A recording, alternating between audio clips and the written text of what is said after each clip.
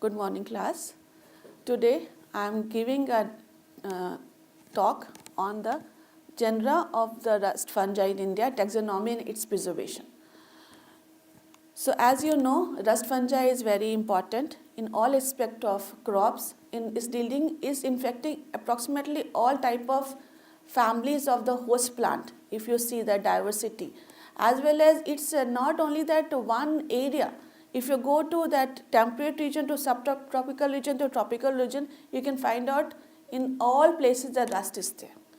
So like if you go to Himalayas also, you can find the rust. If you go to Thar Desert also, you can able to find the rust. If you go to like this Kerala region, you can able to find the rust. So it's not like it's very evolved, and it's not only evolved in that adaptation part, it's also evolved in the genomic aspect also.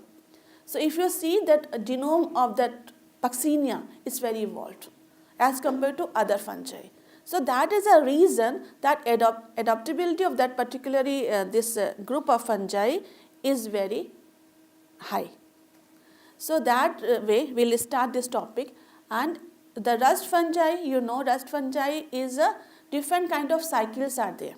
They have the some fungi can able to hold the two infect a two host, some in a single host, some is demicyclic, some is heterocyclic. So different type of adaptability of different host is also available. So if we come to this particular group of that fungi, that is Puccinia mycotina, it's having the 9 classes, 20 order and 37 families. And this total group is accommodated around 8,000 species of rust, and all having the obligate parasite. No one of this family belong to the culturable fungi. Okay, so all is a obligate parasite. That is also very important. Basically, it's like evolved from is closely related to the Basidiomycetes fungi. Is coming under Basidiomycetes only, and it's a sister group of Agromycotina and Aestulaginomycotina. That means it's a sister group of smut fungi and is sister group of mushroom. Is a group of mushrooms. So it's a closely related to the mushroom, it's a closely related to the smut, as well as some group of yeast that also very closely linked with this group. So you can able to see the diversity of this group. One is a rust fungi, closely related is a mushroom, closely related to smut, and closely related to the yeast. So in the morphology, it's not matching at all. We can imagine that a mushroom and this rust fungi is a closely related, and this is sister groups. Is a first related is a mushroom. Okay, so that much diversity is there. So this is different kind of like cycle: microcyclic, demicyclic, and hemicyclic. So different group of this diversity is there among this group also. Among the Puccinia also, there's some having that they require the two hosts to complete their life cycle. Some doesn't have need of, they can only one host, they can complete their cycle. Even though some Puccinia, they can complete both, either one host or two host also. So like the different is there, and this is a very like you have read in Alexopolus. This is the life cycle of heteroecious rust, and there we have the different spore like iridospore, teleospore, then basidiospore, pycnospore, and achiospores. So 5 type of spore of this rust fungi.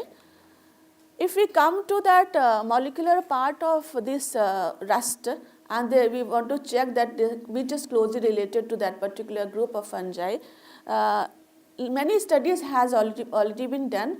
Even the genomic level analysis has also been done. So here this dendrogram was based on the elongation factor 1 alpha as well as the small subunit and large subunit of the genome. So LSU, SSU, and TEF1.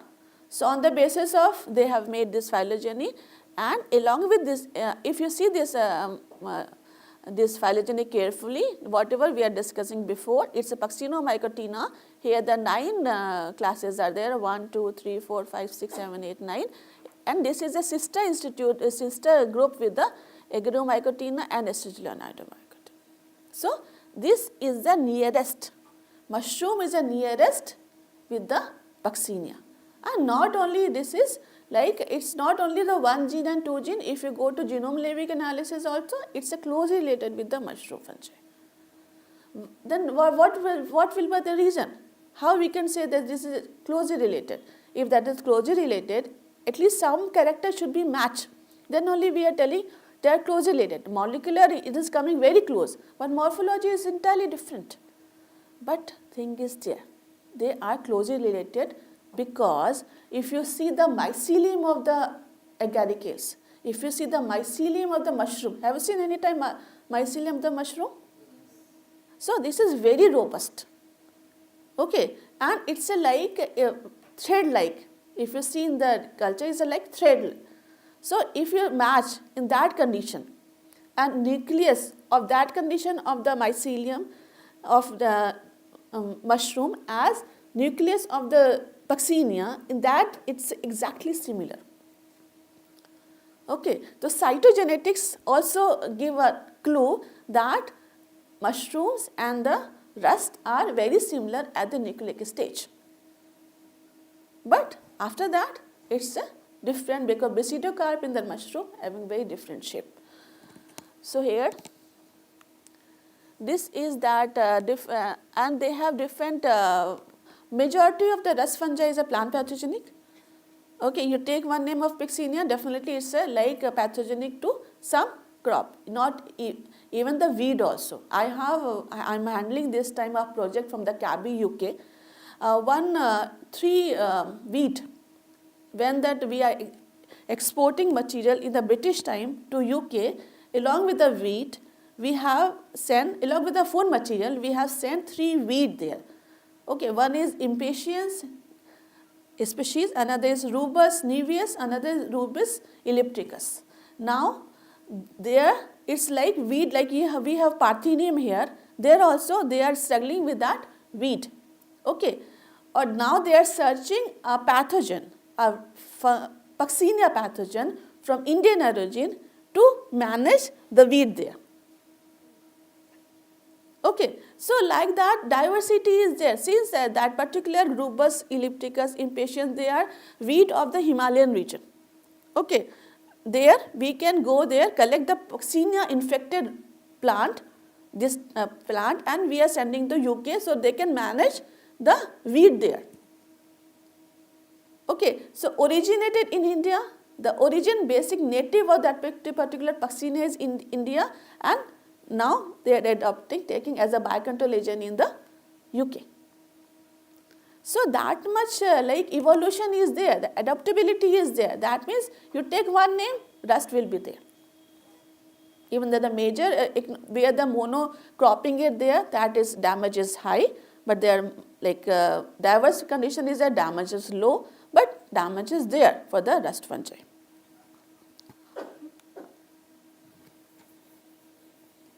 So this is a different, another phylogeny where they have used this along with LSU and SSU, they have used cytochrome C oxidase subunit 3 also, and this is the total phylogeny of different classes, and Puccinia is here.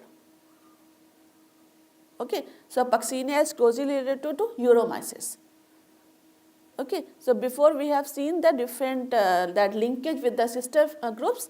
Now we are seeing the linkage between these 3, all these 9 classes. So almost major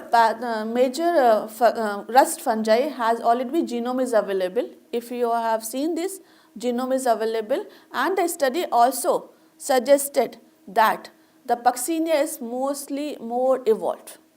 Okay, so here different, if you want to go through the genome and that already available in that public pool, like this all Melamsona, Puccinia styriformis, Puccinia sorghii, Euromachus fabi, Himelia.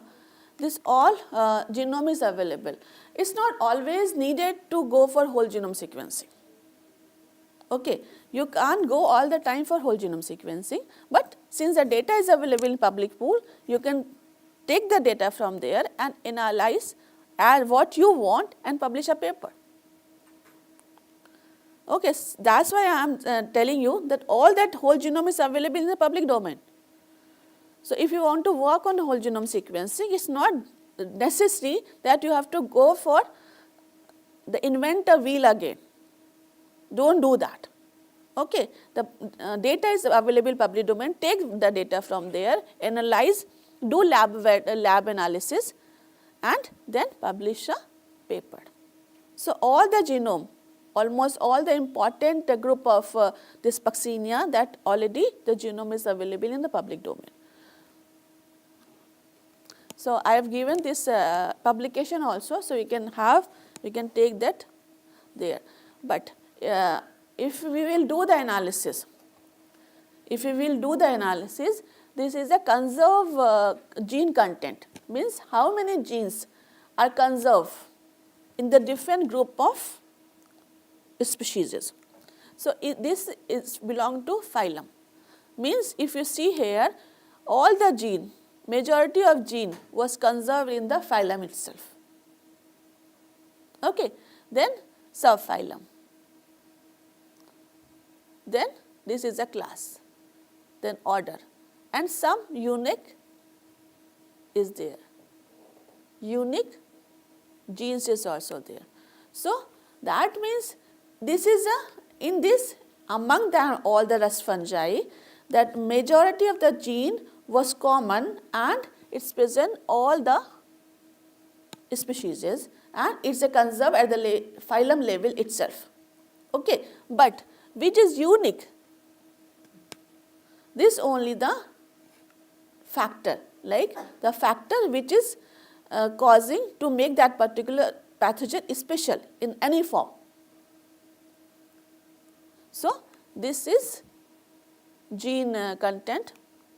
And if you see the whole genome analysis with orthodox genes, and here we are telling that Puccinia is a more evolved.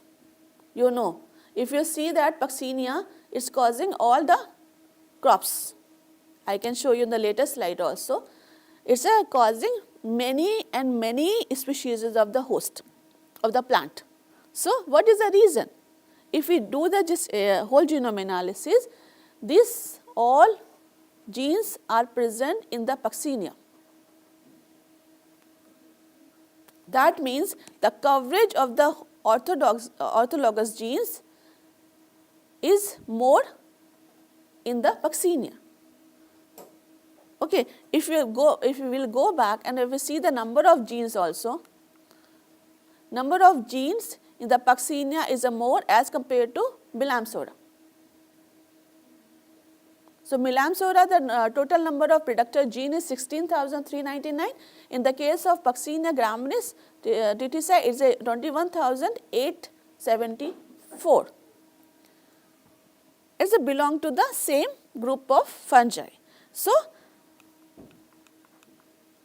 that means this all unique gene are present at Puccinia, which make the Puccinia to infect the different crop and more evolve. Getting my point? Okay, so all these genes are responsible which make Puccinia more evolved and more infective. Okay, so this is that. It's not only that we will do the molecular analysis. So since we have to go for morphology also, as I have given the different genes or genomic region are good, like LSU, SSU, and sometimes TEF is also good for Puccinia identification. Okay, so it's like you know about the ITS. How many knows about the ITS? ITS, internal transcript spacer. Nobody. Only one person knows about the ITS. So ITS is a universal barcode for fungi. Okay. So what is a universal barcode? Means we are telling this is a barcode which can identify all type of fungi. Okay. So one paper published in 2012, there they are telling that ITS is a designated as universal DNA barcode for fungi. So if you are not knowing which group of fungi you are dealing, you directly go for ITS. Okay. So you are not knowing, you are not knowing which is like species or which culture you are handling. You are isolating from the soil or field or sample, but you are not knowing. So you can go for directly with the ITS, because ITS is universal, ITS is internal transcribed specimen. Okay. So this is a barcode when you can go for any kind of fungi, can come the result. At least up to genus level you can able to identify. But if you go to a specialized group of fungi, suppose we are go to Ascomycetes or Basidiomycetes or maybe Fusarium, maybe Trichoderma, maybe Puccinia, maybe like Estulajo, anything. Then if you are knowing that, you have to go for particular marker which is able to resolve or delineate that particular group. Okay. So ITS is a universal barcode, but I am suggesting you, if you are working with a fungi, Puccinia especially, you can go for LSU, you can go for SSU, or you can go for TEF1. Okay. Why I am telling this is already that the barcode is established, because ITS is not able to resolve all the group of fungi. Okay. It is a general able to resolve the fungi, but if you go to deeper in the group of fungi, ITS is not able to resolve. So we have to use a different marker of that particular group. Okay. You know about cryptic species? Everybody knows about the cryptic species? Species complexes. Okay. So like this era, when we are digging so much in the deeper and the genomic level, now we made the species as a species complex. Okay. Like every group of every species now having number of species within it. Fusarium solani having the species complex, Fusarium oxysporum having the species complex, Gibberella physicora having the species complex, Alternata alternata having the species complex.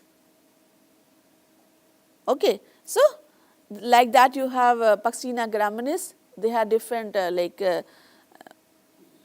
Gittici and different there, and before it was like that, now Puccinia tuticina, because you established as a different species. Before all were coming as a under the Puccinia graminis only, but now this is designated as a different species of that particular genus. So why?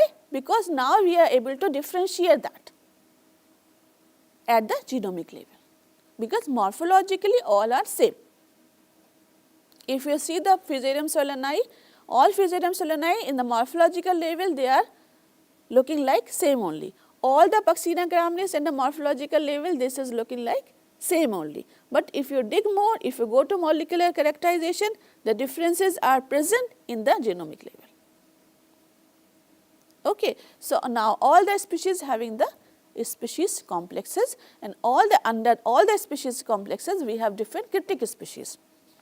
Cryptic species we used to call as a sibling species.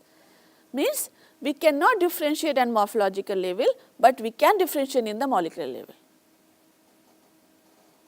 like twin sisters. Okay. Twin sister we can differentiate on the morphological level, but if you do the gene analysis, you can have it to this is two different individuals. Okay. This all comes under species complex and the cryptic species.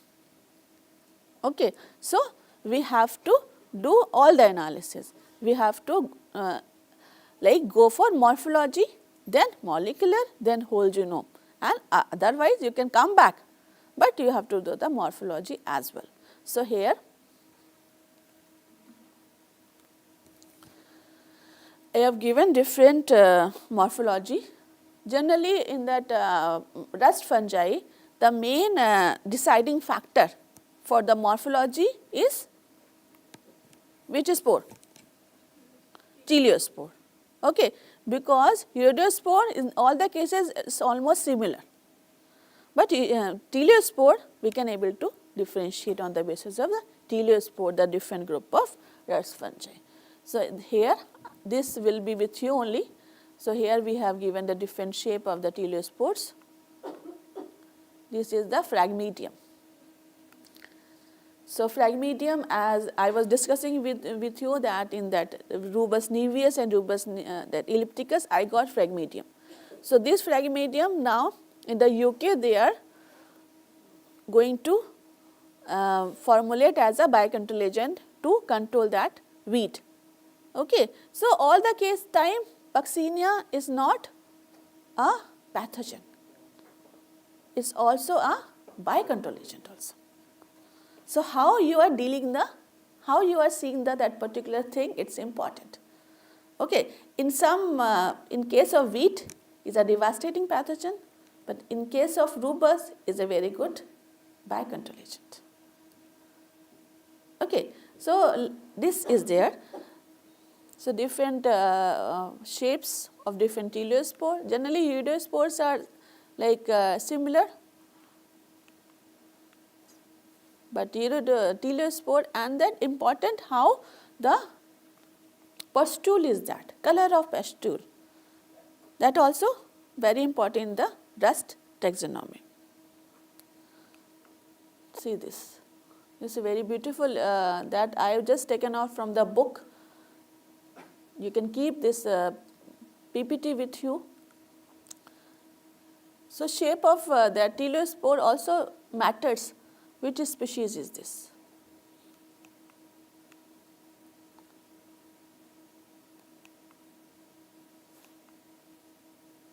So, all are Puccinia. All are Puccinia. Identification of Puccinia, if you I am also handling the herbarium here. If I am getting a sample for Puccinia, the first, which is what is a host? What is the host of that particular rust is there? So, majority of the answer we will get from the host itself, because it is very specific. One species will not go to another species. Okay. So, if you have that host, knowledge about the host, then your 99 problem will be solved there itself. You have the prediction that it may be that particular species of the Puccinia, then you match with the morphology. If that is similar, you can tell this is that species. But now this, since is a complex, you have to go for at least 1 and 2 gene to confirm the identity, because without that the paper nobody will take. Okay. And isolation of the DNA, I think you people have take the practical as well. There is difficult from the culturable. Culturable fungi, it is very easy to get the DNA, but in the case it is difficult to get the DNA, and the quantity also. Quality, maybe you can have the good quality, but quantity, getting the quantity of the DNA also important. So, I think your people will have the practical sessions in that. There you can use the different kits, because there is perfect, the kit isolation is a good for this Puccinia obligate parasite DNA isolation. So, better not to go for this lab based isolation methods. You should go for the kit based only, because the quantity is very less what you are taking from the field. You can grow a kilo of the mycelium in the lab, but the kilo of the collection of the field of this obligate parasite will be difficult for you. Okay. So, it is like that, it is depend how much inoculum or how much that quantity of the pathogen is with you, and better to go for the kit isolations only. Okay. So, I think that practical you will take. Another important aspect what we are dealing today, that is the herbarium. So, if you want to maintain the fungi two options is there. One, you can maintain in the crop itself. Okay, that particular strain you can maintain in the crop, or race you can maintain in the crop, and the poly houses or the glass houses. Another, you can put in the some herbarium. Have you visited any herbarium? Okay, so what we are there, we are preserving the different, basically that fungi which is we are not able to culture, or even though we are doing the culture, we have to maintain the specimen in the herbarium for the future generation. Means it's not for your, if you are walking, suppose we are talking about the molecular phylogeny, means this recent classification of fungi. Many classes or many genera, they have not come to that particular recent classification because the description was not properly available with the public domain. Okay, and the specimen was not deposited in the designated herbaria or the culture collection. So, it is not like only one time. If you want to publish a paper, you have to submit in the herbarium. If you want to publish a paper, you will submit to culture collection. It is not for your one time. Maybe after 20 years, 2000 years, maybe 200 years, people will search that particular specimen with the herbarium or the culture collection. Okay, so it is for future generation. We are preserving the herbarium and the culture collection, the culture not for the current generation, for the future generation.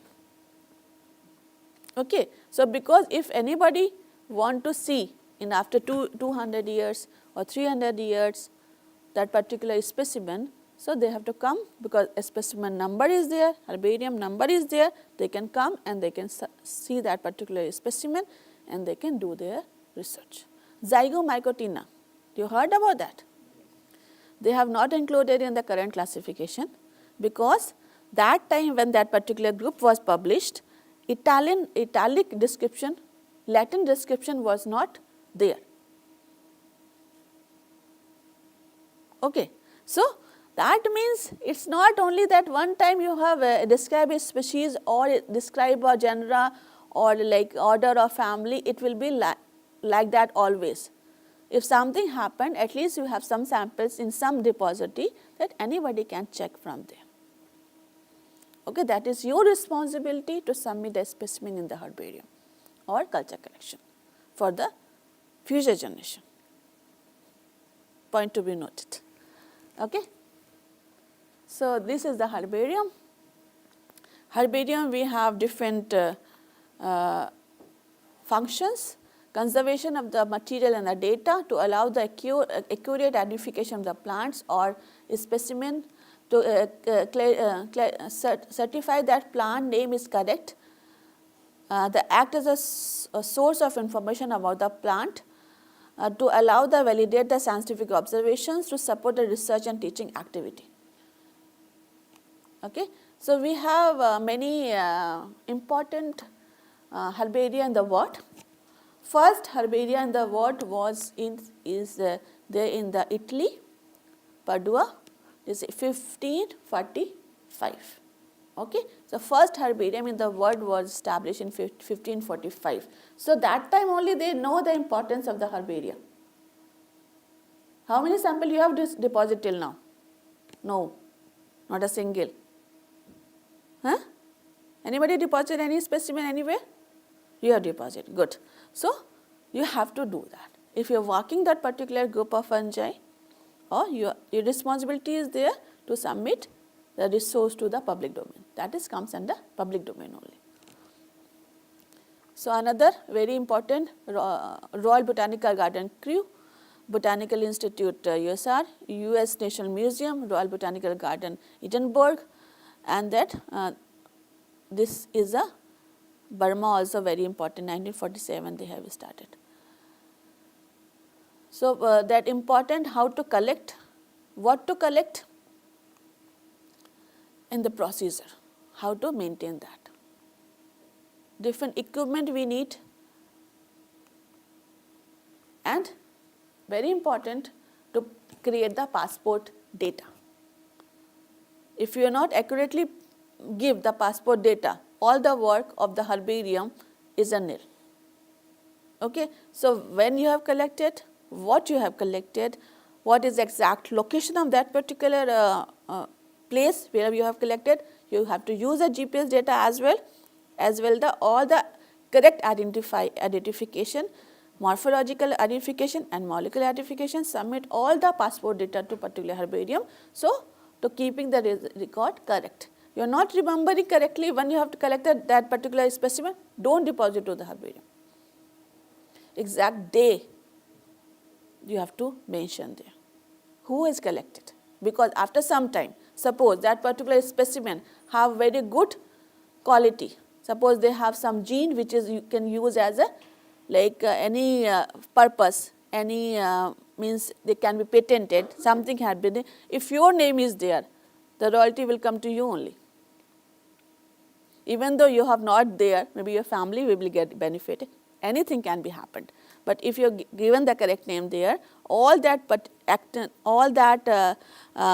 quality which should be commercialized, that royalty will come to you only because you are solely author of that particular material what you have deposited first time in the herbarium. Okay, so now it's an era for the patenting, it's era for commercialization. Anything you can deposit, anybody can commercialize. You are not knowing whatever you are depositing and how many million of dollars people are taking for that particular material. Okay, IPR you heard about. Okay, so lot of issues are there. Now you have to, being a good researcher, you should know your right as well. Okay, so all this is then only happen when you give the correct passport data. Clear?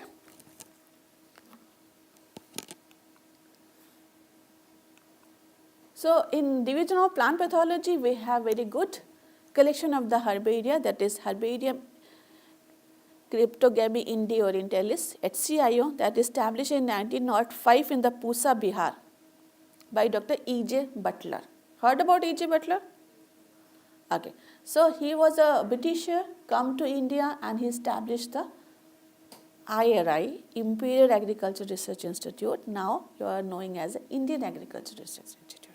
It was established in the Pusa, 1935 it came from the Pusa to New Delhi. And we are now working here in the IRI which was established by these Britishers in 1905. So, whatever the first divisions was there in the soil science was there in the Imperial Agriculture Research Institute, mycology was there. So, we have the specimen in our collection.